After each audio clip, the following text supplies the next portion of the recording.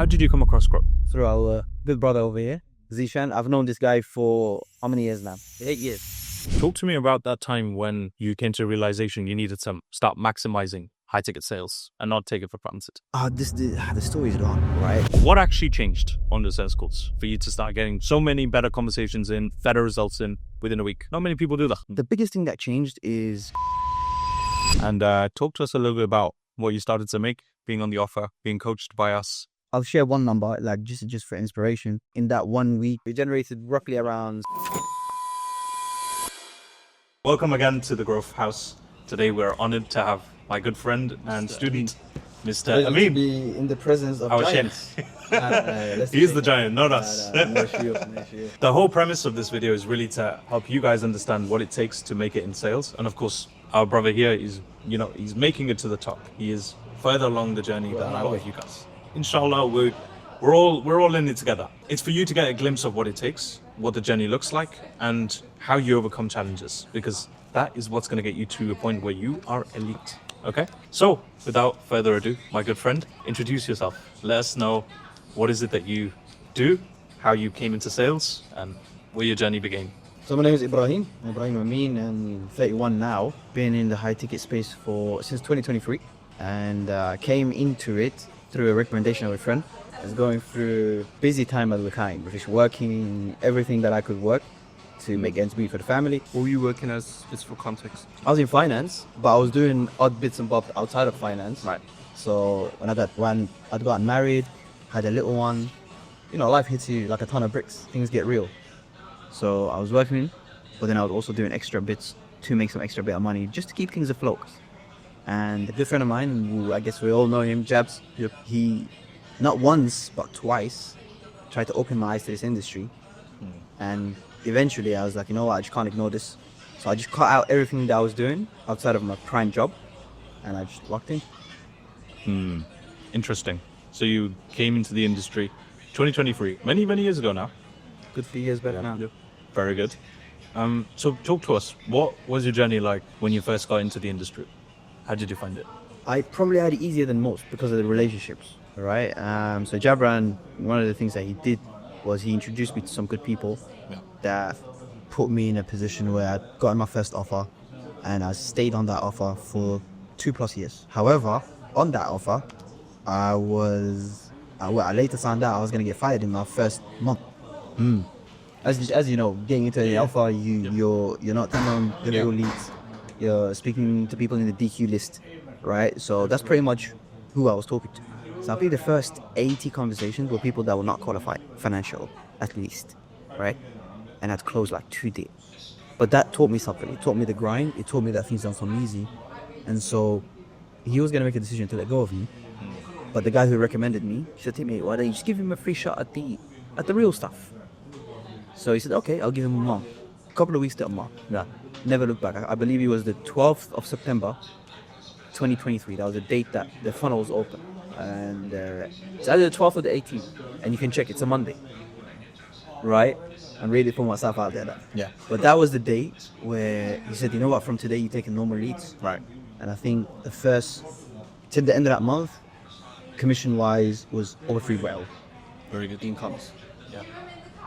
And that's when I knew I was like, halas, we're in the money now.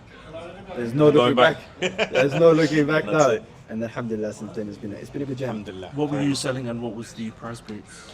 So it was an Airbnb offer, coaching offer for people trying to get into Airbnb arbitrage. And the offer at the time, if I'm not mistaken, it was 5.5 grand, just under 5.5 grand GBP. But then that grew with time. That became 6K and 6.3 at one point as well. Nice. Very good. So you were making pretty much double what the top earners in the UK make. 3K is considered top of the top band. Is nowadays. it? Yeah. I think only like 10% of the UK earns 3 grand a month. Yeah. You guys can double check that. So talk to me about that time when you came to a realization you needed to start maximizing high ticket sales and not take it for granted. No. The story's long, right? But there's aspects to, I always knew that, but when you're new to an industry, you're navigating a lot of things. So I fell to the stories that get given by company owners and so on. Yeah. Right? And the gurus. And I'm not saying it comes from a bad place, but sometimes you do have to be selfish. Yeah. Try to become the monster and do what it takes to get there. Challenge yourself. Yeah. And I didn't do that. So I decided the comfortable route where I was making a very good amount of money. I was in the same company that I was working in since the beginning. Yeah. And the owner was someone that we had a very good relationship, looked after me for years. As opposed to challenging myself and taking the harder route. That was one of the traps that I fell into. So I always knew that I need to maximize the opportunity, but I fell to the storylines and the hopes and dreams as much as the realities, if that makes sense. Yeah, 100%. And it's interesting because there's a lot of lies, a lot of deception. We have to call it out for what it is at the end of the day, right? So that's the point when you came to realize I need to challenge myself. Yeah. Stop putting myself in this trap box, so as to speak. How did you come across growth? Through our big brother over here, Zishan. I've known this guy for how many years now? 8 years. So I've known Zishan for a long time, and I didn't know you as much, but obviously I'll speak to Zishan about you, right? I knew Imran from before, through Jabran as well, but Imran is everywhere along with Barak. Everyone wants to get his time and so on. Yeah. I'd heard about you in terms of your style, your coaching. Obviously, I came to that event, and I'd seen you speak, and the thing that impressed me the most was the nuances, right? Going into the granular parts of the call that many people don't cover. Yeah. Like a lot of the generic stuff doesn't really tackle the things that move the needle. Like for example, when one of the biggest things that shifted things for me and I started seeing results straight away was the identity separation. So you looked at a few of my polls that I'd sent you, and you noticed the shift that I needed to make straight away. Yeah. And as soon as that shift was made, the results within that first week was insane. Yeah. I mean, you don't want to scare the audience, but like Barak, that week, that first spur was crazy. For me as a student, seeing the results happen in front of my face in a way that I've never seen before, I was like, yo, listen now, this is the truth. But I'm sure there's been a full journey behind how you got to that point, right? So I know you attended the growth event, which was great, alhamdulillah. I think that's for the first time where we met, wasn't it? In person, yes. In person, yeah. What about the nuances actually stuck out to you? Because I know you mentioned there's a lot of generic advice, and I agree. Most advice is generic. It's not tailored to you as a person. But what did you feel was different about perhaps the nuances that I was exploring on the course? I remember it was more so the perspective that you're looking at it for. And you were diving onto specific parts of the course that can be improved and that should be worked in, as opposed to tonality. And look, it's very important, by the way. Of course. Right? Tonality is very important, structure is important, frame is very important. Yeah. But it's not the be all and end all of the conversation. Understanding when to do all of these different things in a full was something I haven't heard broken down in that way before. And maybe it's on me, I haven't been part of other programs, Allahu A'lam. But the nuance part of it was the part that put my eye. And you're right, because generic advice is everywhere. Nuances are never broken down. And it's for good reason, because nuances can sometimes put people off sense, because then they realize, it's not so straightforward. It's not the dream I was sold initially when I got into the industry, right? Have you actually followed any other sales coaches that gave out some of this generic advice?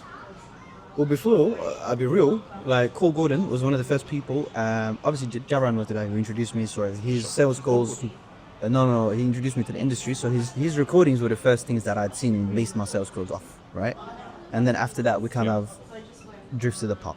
So I was doing my own thing, and he obviously was building whatever he was building. And so since then, I got introduced to Cole Gordon.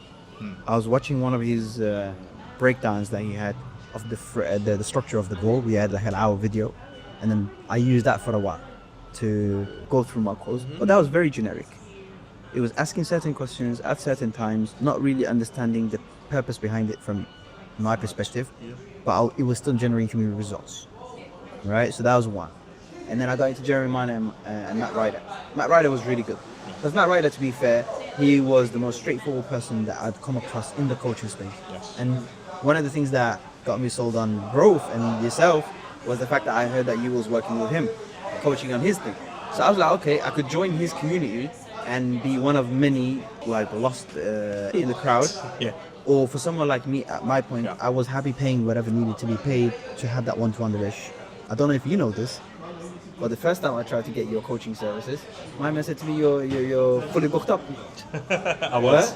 Then he come back to me, I think a couple of months later, a few months later, and he said to me, listen, a slot has opened up now. Scarcity tactic, you know what I mean? And I was like, before anything happens, do you remember? We jumped on the phone literally straight away. yeah. I remember now. And then we sealed the deal on the day. And if you remember, at the time, financially, I wasn't in a position to just pick it up, Yeah. right? But I knew I was committing and we were going to do something. Yeah. However it needed to be done, I'll figure out the money, we'll figure it, we needed to do it. And yeah, it needed to be done, alhamdulillah. You wanted to be resourceful. That was your choice. When you know you're going to do something, you'll figure it out. 100%. 100%. Knowing that you want a certain outcome is more important than knowing how to get there. Really and truly. 100%. Because there's a million ways. Yeah, exactly. Finance.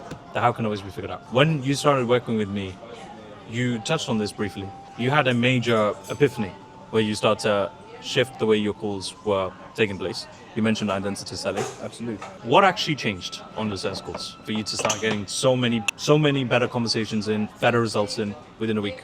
Not many people do that. The biggest thing that changed is getting to the root cause of what's holding people back. See, before what I was doing is I was going through a cycle, a conversation, a set of questions, right? But I wasn't trying to understand this guy here, what's holding him back, Yeah. and what's the shift internally he needs to make to be able to move to the next step. And then painting the picture of what that identity looks like. Yeah. That was something I wasn't doing personally. And so understanding more of that was the biggest shift. Very powerful. You know what's interesting? At the end of the day, we as closers, we take it for granted, man. We have so much responsibility on our shoulders 100%.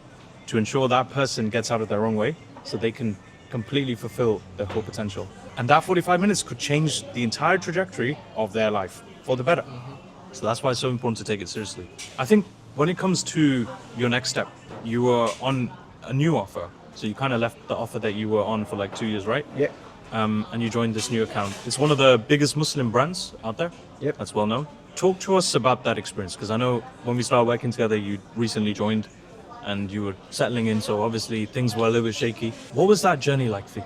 Because I'm sure you had some kind of learning curve as well, being on a new account, starting from the ground up, not being comfortable. Yeah, at the beginning, there was, of course, like, this is the second offer pretty much I'm going to be on in my whole time in the industry. Yeah. Going from a one-man team, right, like I was the only closer, Yeah. another guy on the pedestal and everything else, Of course. to now becoming one of 10 closers when I first started, and then it became 15, and then it became 30, so 30 different closers, 10 different closers, right? So that took some getting used to. But it was, for me, the biggest thing was, hey, I need to prove that I'm good enough to be here. The first month, I think I was there for about two and a bit weeks, and it started off very, very quickly. I think it generated around 45K cash collected in those few weeks of that process. But then after that, that's when reality. November, December, things plateaued a little bit. There was some restructuring things going on. The company hit a very, very high milestone. That's when you now start talking to yourself and really start deep in, am I that guy? And that was when the challenges were kicking in. Talk to them a little bit how you landed that opportunity. So with that one there, I'd applied, we spoke about it in July, I believe it is. 2-3 months later, I applied it. Nice. Right? And Zishan told me that it was going on. I was like, khalas, put my name in the hat, let's go for it, bismillah. And again, it didn't happen. Right? They come back and said, look, your sales calls, we don't see it kind of fitting with what we've got going on. And I was like, okay, fair, I can respect that. Let's keep it moving. But then I thought, you know what, before I let it go this time, let me have a chat with Imran. So I messaged Imran and I said to him, look bro, this is the situation. I don't know what this guy's gone and done, right? But then I get a call, I get a message to jump on a call with the sales manager, and we chopped it up. We chopped it up, and then from there he was like, okay, you know what, this wasn't coming through on your recordings. And I was selling in a very different style on the Airbnb upper. Yeah. But on that was that role play, so to speak, I showed him that, you know what, I can adapt it. And it's not just one way of selling that I know. That's how I got into the offer, Nice. and then we got to work. And talk to us a little bit about what you started to make, being on the offer, being coached by us, developing. Did you care to share what you got it? We won't share too much details, but The devil's in the details, as they say. the numbers, especially since we started working together, I'll share one number, like just for inspiration. And in that 1 week where we had that run, Yes. we generated roughly around 65-70K In 1 week. in 1 week for the business. And then obviously as sales peak rate, we get a commission of 30. Just to throw it out there, because obviously we're going to have viewers, not every person's going to be able to hit those numbers straight away. Because Ibrahim had to go through a lot of development, he had a full journey behind him, and he had to leverage high-level coaches and experience from Zishan, myself, and Imran to get to that level. Just wanted to throw that out there. And 2.5 years. Why do you think most people do give up on themselves? Well, we were in that ball, right? You got family pressure, Yeah. right? Because you're telling everyone around you, especially when you're embarking on something that's different, you're taking a risk. You've got people around you that watch you. Because now you're saying, hey, I'm going to achieve X, Y, Z, right? Yeah. And when you don't do it in 6 months, a year, 2 years, 3 years, 4 years, 5 years, 6 years, pressure builds. Yeah. And not just internally from your side where you're thinking, yo, when am I even going to achieve this? But it's also extended from your parents, from people in the community, Yeah. saying, hey, listen, man, like this guy has been trying these side hustles for God knows how long. When is he going to give up? Yeah. Right? All of those things are normal. And we're all human. We feel the pressure. And you know, to all the people that are sitting on the fence, that maybe haven't even joined the growth community, or they haven't even come to any of the growth events here in the UK, what would you say to them in terms of what they could expect inside of growth, being part of the ecosystem? Number one is directness, right? Because there's a lot of fluff going around these days, right? And for someone working in new, you need that directness. What's going to work for you, and what do you need to change right now? And if you're a beginner, it will be from the very beginning. And if you're a bit more experienced, like I was when I came into growth, it's exactly the things that you need to know to swing the deals. And then you've got the community aspect.